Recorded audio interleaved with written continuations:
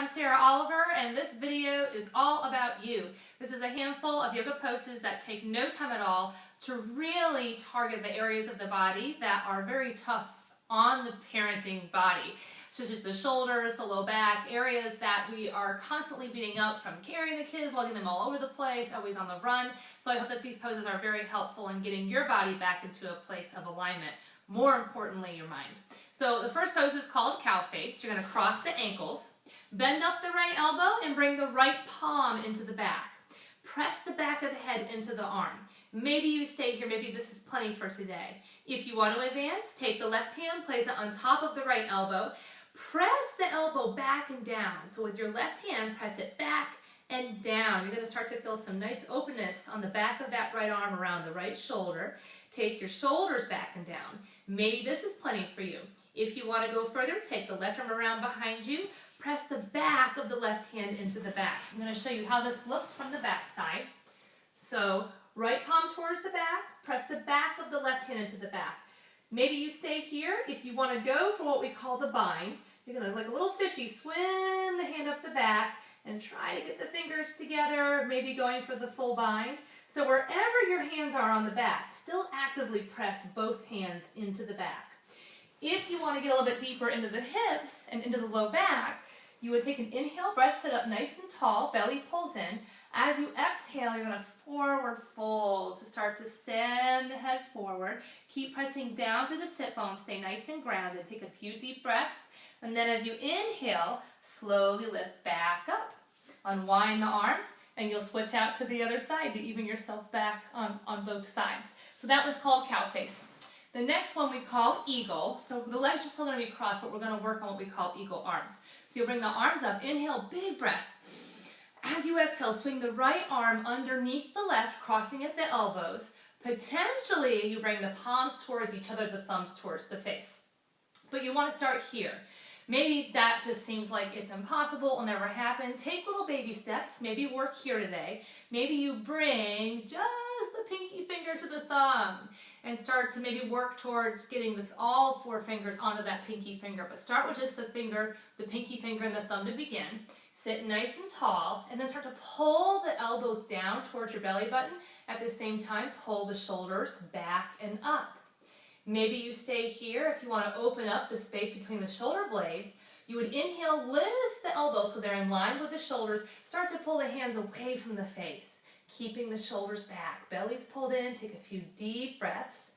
And if you want to go even deeper, release hips and low back. Exhale, forward fold again. Keep pressing the sit bones down, and maybe you get the hands all the way down towards the floor. Inhale to slowly come back up. And unwind the arms. So that was eagle arms. Next is spine twist. So you're just going to stay where you are. Bring your right hand, I'm going to show you this from the side. Bring your right hand to the base of the spine. Take your left hand to the outside of that right knee. Inhale, grow tall. So lengthen out through the crown of the head. As you exhale, roll the right shoulder back, pull the belly in, grow tall to twist, looking over that right shoulder. Inhale, grow tall again. Exhale, eyes look past where you're actually moving to twist a little deeper. So you're also doing some eye yoga, and the cool thing about the eyes is eventually the body will follow. So set your intention for the eyes to look deep, and the body will follow deep eventually as well. And then you'll just switch out to the other side, nice deep twist to even yourself back out. Belly pulls in on every twist, you grow taller on every twist, and then you'll come back to center. So that spine twist, really good at releasing any tension throughout the entire spine. The next one is called fire logs. You'll cross the legs. Let's do the right leg on top. So take the right ankle outside of the left leg. Hands are by your side. For some of you, this right knee might be all the way up to your collarbone, and that's absolutely fine.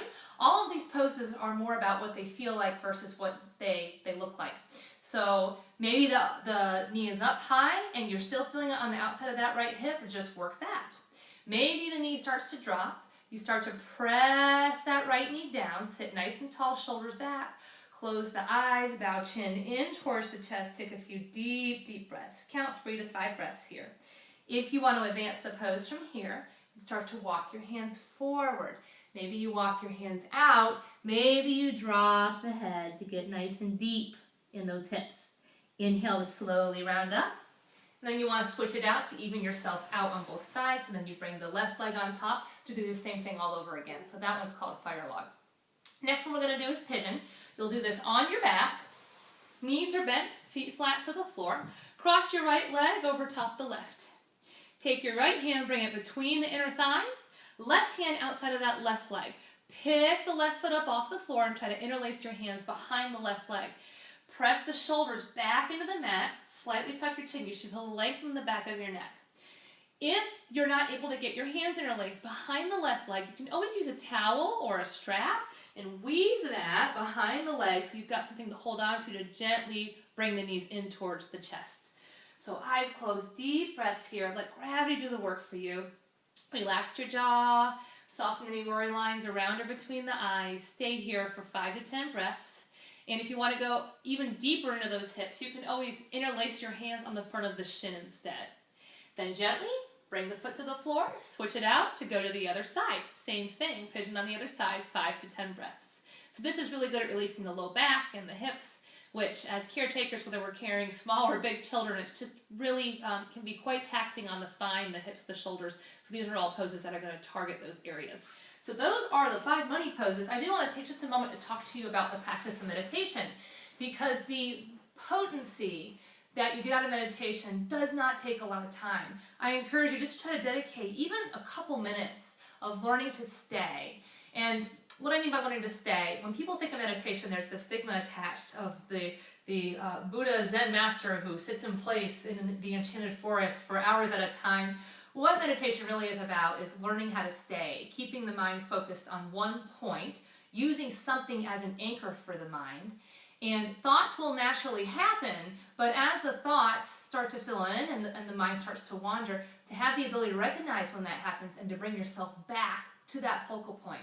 I'll offer 3 options that are great anchors for the mind when you're starting a meditation practice. And I will tell you that it is a skill. So as you come to sit down to meditate on a daily basis, that skill will build and you'll be able to stay in the present moment with time. And I encourage you, Google it. Check out all the benefits of meditation, especially for us parents that are taking care of others. It just really does get you back to self, gets you recognizing and hearing your own thoughts, hearing your own internal dialogue, and bringing some inner peace back into the body and the mind. So 3 things to offer for an anchor for the mind. 1 is the breath. Maybe you inhale, exhale out through the nose, nice and relaxed. Feeling a change in the temperature as the air hits the nose. So as you inhale, it's cool. As you exhale, notice how it's warm. If that's not strong enough to keep you staying, coming back to that point, maybe you practice working with the heartbeat instead. Feeling the pulsing heart, be feeling the pulsing throughout the body, through the fingertips, the belly, the toes, the ears, all places throughout the body, just to keep the mind anchored. Another option would be a mantra. That's just picking a word that resonates with you and repeating it over and over and over again in your mind. And although that sounds redundant, play with the cadence. Maybe slow out the syllables, maybe speed them up.